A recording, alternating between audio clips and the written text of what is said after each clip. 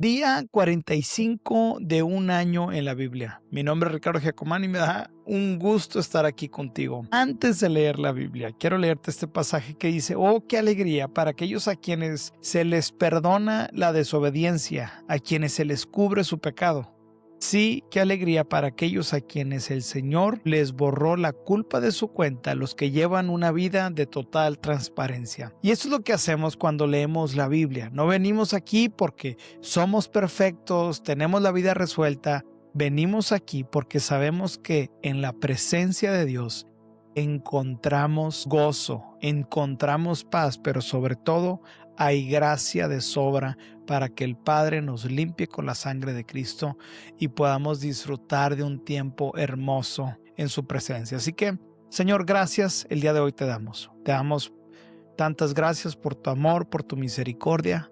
Oramos por tus puertas con acción de gracias. Queremos pedirte que nos renueves el entendimiento, nos des paz, nos des dirección, y mientras leemos las Escrituras, nuestros ojos puedan ser abiertos a la realidad de tus promesas. En el nombre de Jesús. Día 45 de un año en la Biblia. Construcción del Arca del Pacto. Éxodo 37.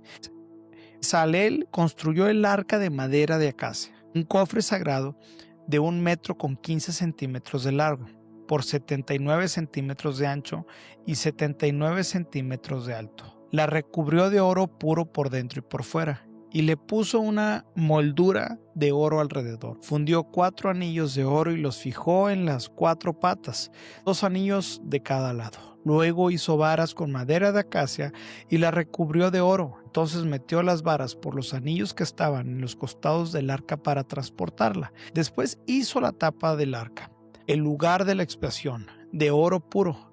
Medía 1 metro con 15 centímetros de largo, por 79 centímetros de ancho. Formó 2 querubines de oro labrado a martillo y los colocó en los 2 extremos de la tapa de la expiación. Moldeó los querubines a cada extremo de la tapa de la expiación, de modo que formaba una sola pieza con la tapa. Los querubines estaban frente a frente, mirando hacia la tapa de la expiación, con las alas extendidas por encima de la tapa para protegerla. Luego, Bezaleel hizo la mesa con madera de acacia, que medía 92 centímetros de largo por 46 centímetros de ancho y 79 centímetros de alto. La recubrió de oro puro y la puso una moldura de oro alrededor del borde. La adornó con un reborde de 8 centímetros de ancho y le puso una moldura de oro alrededor del reborde. Hizo 4 anillos para la mesa y los fijó en las 4 esquinas, junto a las 4 patas. Los anillos fueron fijados cerca del reborde para sostener las varas que se usaba para transportar la mesa. Bezaleel hizo las varas con madera de acacia y la recubrió de oro.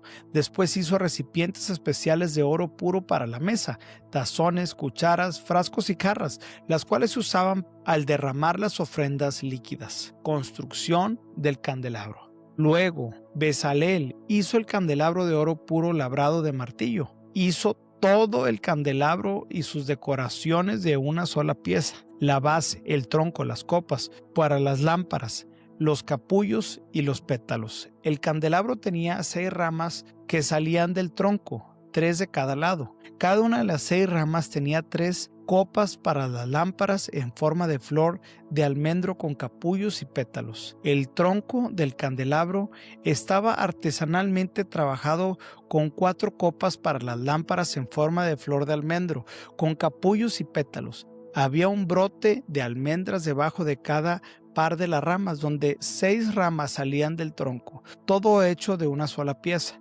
Los brotes de almendro y las ramas eran de una sola pieza con el tronco del oro puro labrado a martillo.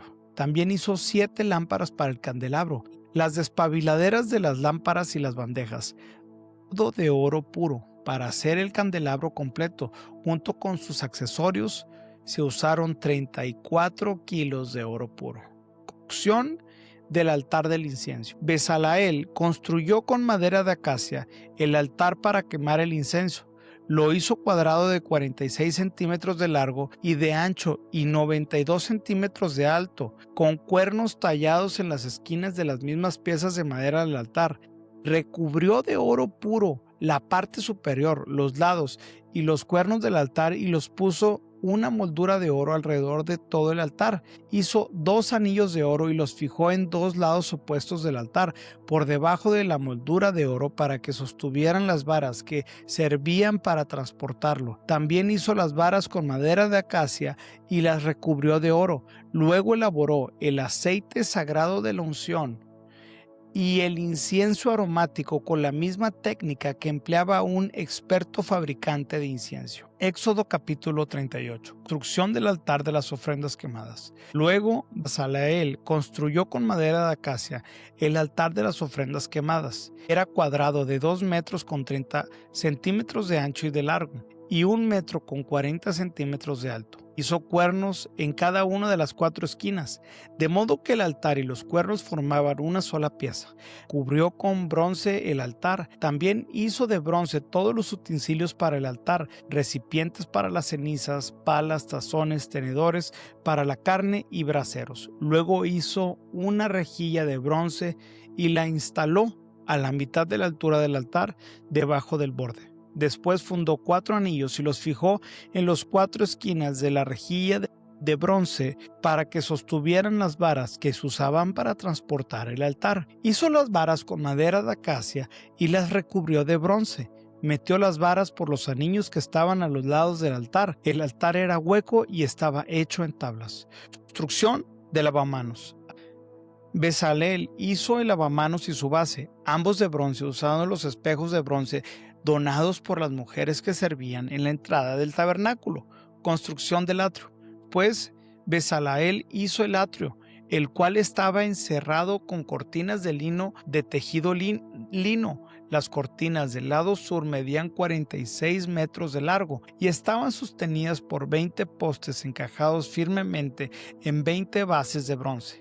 Bezaleel colgó las cortinas con ganchos y anillos de plata. Luego confeccionó un conjunto de cortinas semejantes para el lado norte, de 46 centímetros de largo, sostenidas por 20 postes encajados firmemente en bases de bronce, y también colgó las cortinas con ganchos y anillos de plata. Las cortinas del lado occidental del atrio medían 23 metros de largo y estaban colgadas con ganchos y anillos de plata y sostenidas por 10 postes encajados en 10 bases. El lado oriental del atrio, o sea, el frente, también medían 23 metros de largo. La entrada al atrio estaba ubicada en el lado oriental, flanqueada por 2 cortinas. La cortina del lado derecho tenía 6 metros con 90 centímetros de largo y estaban sostenidas por 3 postes encajados en 3 bases. La cortina del lado izquierdo también medía 6 metros con 90 centímetros de largo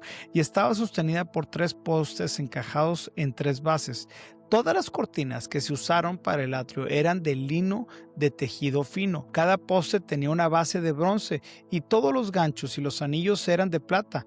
Los capiteles de los postes del atrio estaban recubiertos de plata y los anillos para sostener las cortinas eran de plata. Para la entrada del atrio confeccionó una cortina de lino de tejido y la adornó con un hermoso borde de hilo azul, púrpura y escarlata. Medía 9 metros con 20 centímetros de largo y 2 metros con 30 centímetros de alto, igual que las cortinas de las paredes del atrio. Estaba sostenida por 4 postes, cada uno encajaba firmemente en su propia base de bronce. Los capiteles de los postes estaban recubiertos de plata y los ganchos y los anillos también eran de plata. Todas las estacas que se usaban en el tabernáculo y en el atrio eran de bronce. Inventario de materiales. A continuación, se detalla un inventario de los materiales empleados en la construcción del tabernáculo del pacto. Los levitas compilaron las cifras bajo la dirección de Moisés. Itamar, hijo del sacerdote Aarón, fue el encargado de registrarlas. Bezaleel, hijo de Uri y nieto de Ur, de la tribu de Judá, llevó a cabo la obra tal como el Señor le había ordenado a Moisés. Lo ayudó Aholiab, hijo de Ahisamac, de la tribu de Dan, un artesano experto en grabar, en diseñar y en bordar con hilo azul, púrpura y escarlata sobre tela de lino fino. El pueblo contribuyó con ofrendas especiales de oro, que sumaron un total de 994 kilos, calculados según el peso del ciclo del santuario. Este oro se usó en todo el tabernáculo. La comunidad de Israel dio 3,420 kilos de plata, calculados según el peso del ciclo del santuario. Esta plata procedía del impuesto que cada hombre había pagado al registrarse en el censo. El impuesto era de una beca, que equivale a medio ciclo, según el peso del ciclo del santuario. Recaudaron el impuesto de los 603,550 hombres que ya habían cumplido 20 años de edad, para construir las 100 bases para los soportes de la pared del santuario y de los postes que sostenían las cortinas interior, que necesitaron 3,400 kilos de plata, es decir, unos 34 kilos por cada base. Los 20 kilos de plata restantes se usaron para hacer los ganchos y los anillos y para recubrir los capiteles de los postes.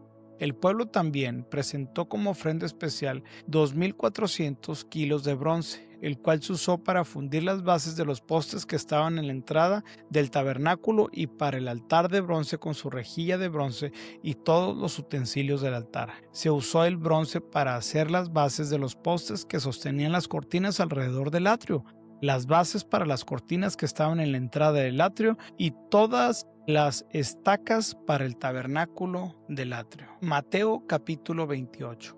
La resurrección. El domingo por la mañana temprano, cuando amanecía el nuevo día, María Magdalena y la otra María fueron a visitar la tumba. De repente se produjo un gran terremoto, pues un ángel del Señor descendió del cielo, corrió la piedra a un lado y se sentó sobre ella. Su rostro brillaba como un relámpago y su ropa era blanca como la nieve. Los guardias temblaron de miedo cuando lo vieron y cayeron desmayados por completo. Entonces el ángel les habló a las mujeres. No teman, dijo. Sé que buscan a Jesús, el que crucificaron. No está aquí, ha resucitado tal como dijo que sucedería. Vengan, vean el lugar donde estaba su cuerpo y ahora vayan rápidamente y cuéntenles a sus discípulos que ha resucitado y que va delante de ustedes a Galilea. Allí lo verán. Recuerden lo que les he dicho. Las mujeres se fueron a toda prisa. Estaban asustadas, pero a la vez llenas de gran alegría, y se apresuraron para dar el mensaje del ángel a los discípulos. Mientras iban, Jesús les salió al encuentro y las saludó. Ellas corrieron hasta él, abrazaron sus pies y lo adoraron. Entonces Jesús les dijo: no teman. Digan a mis hermanos que vayan a Galilea y ahí me verán. El informe de los guardias. Mientras las mujeres estaban en camino, algunos de los guardias entraron a la ciudad y las encontraron en los principales sacerdotes lo que había sucedido. Se convocó a una reunión con los ancianos y decidieron dar a los soldados un gran soborno. Les dijeron: ustedes deben decir, los discípulos de Jesús vinieron durante la noche, tras dormíamos y robaron el cuerpo. Si llega a oídos del gobernador, otros lo respaldaremos, así no se meterán en problemas. Entonces los guardias aceptaron el soborno y dijeron lo que les habían ordenado. Su historia corrió por todas partes entre los judíos y la siguen contando hasta el día de hoy. La gran comisión. Entonces los 11 discípulos salieron hacia Galilea y se dirigieron al monte que Jesús les había indicado. Cuando vieron a Jesús lo adoraron, pero algunos de ellos dudaban. Jesús se acercó y dijo a sus discípulos: se me ha dado toda autoridad en el cielo y en la tierra. Por lo tanto, vayan y hagan discípulos de todas las naciones, bautizándolos en el nombre del Padre, del Hijo y del Espíritu Santo. Enseñen a los nuevos discípulos a obedecer todos los mandamientos que les he dado, y tengan por seguro esto, que estoy con ustedes siempre, hasta el fin de los tiempos.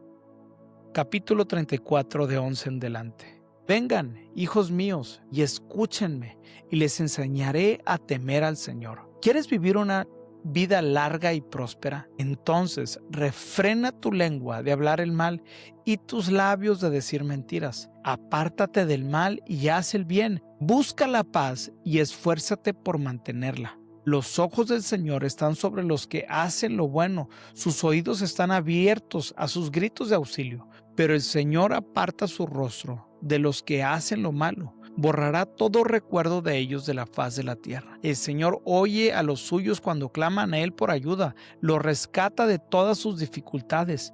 El Señor está cerca de los que tienen quebrantado el corazón. Él rescata a los de espíritu destrozado. La persona íntegra enfrenta muchas dificultades, pero el Señor llega al rescate en cada ocasión. Pues el Señor protege los huesos de los justos, ni uno solo es quebrado. Sin duda la calamidad destruirá a los perversos, y los que odian a los justos serán castigados. Pero el Señor redimirá a los que sirven. Ninguno que se refugie en Él será condenado. Proverbios capítulo 9.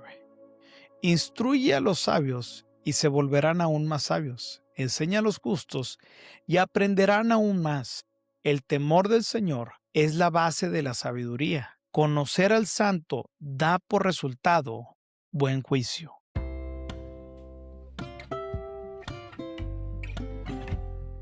Bienvenido al día número 45, un año en la Biblia. Yo soy Ricardo y me encanta que el día de hoy estés acá con nosotros.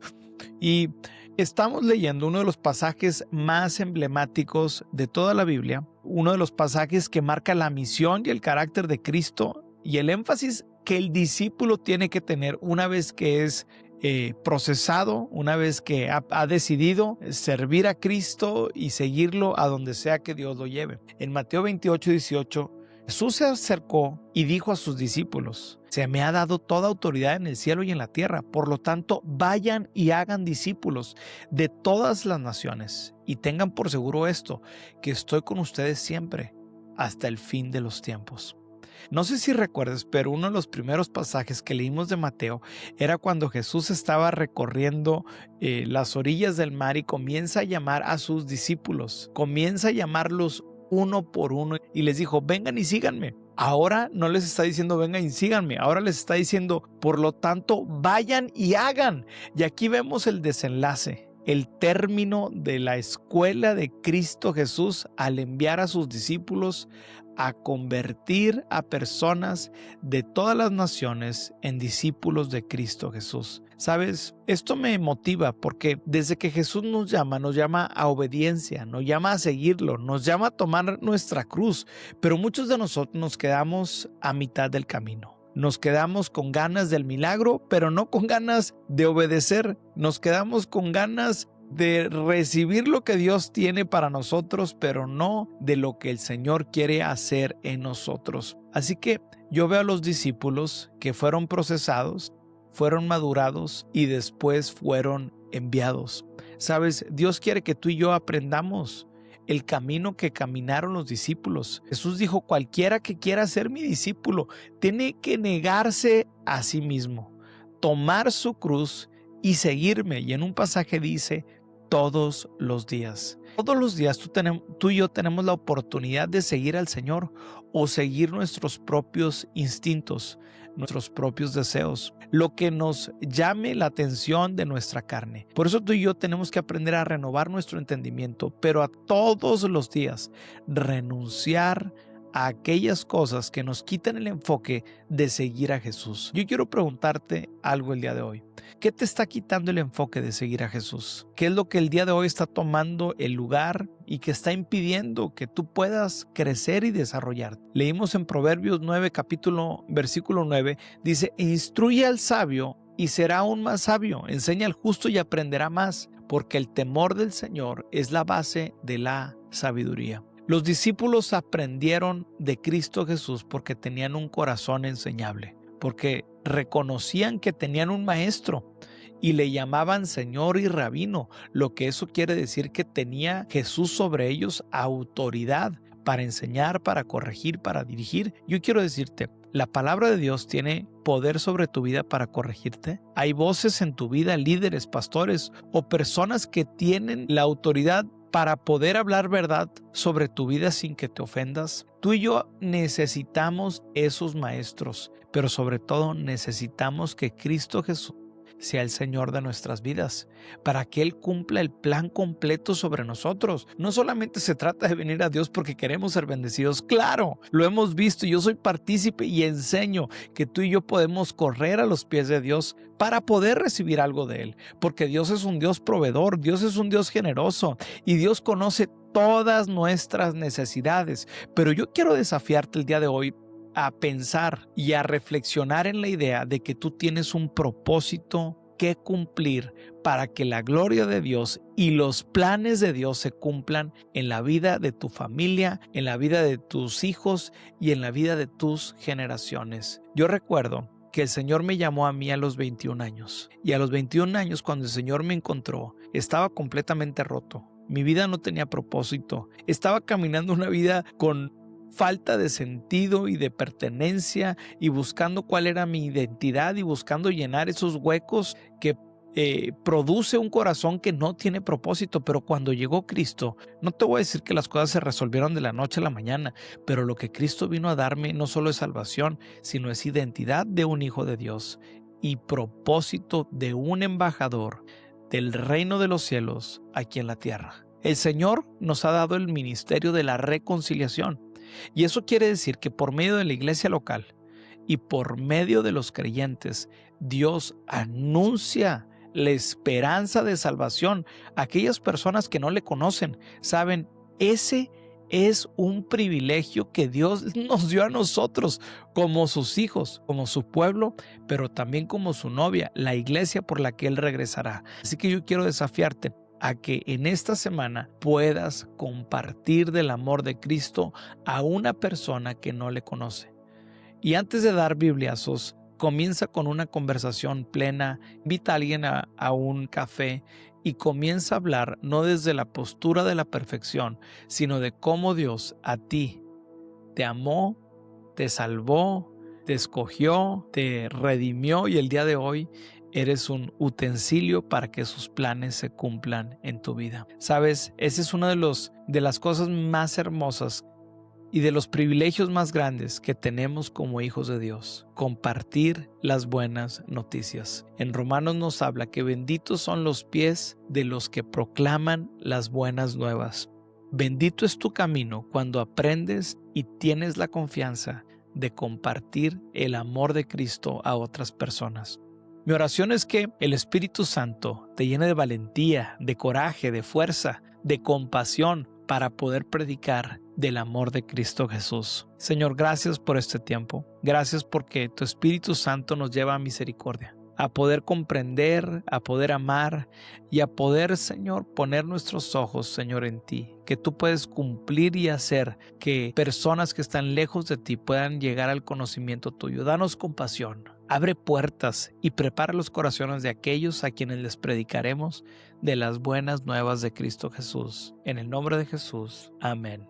Te quiero animar a que nos ayudes compartiendo, que nos ayudes comentando en cada post y que lo puedas compartir en tus diferentes grupos para llegar a más personas y que la palabra de Dios, que es la que sana, la que transforma, llegue a más personas. Que Dios te bendiga.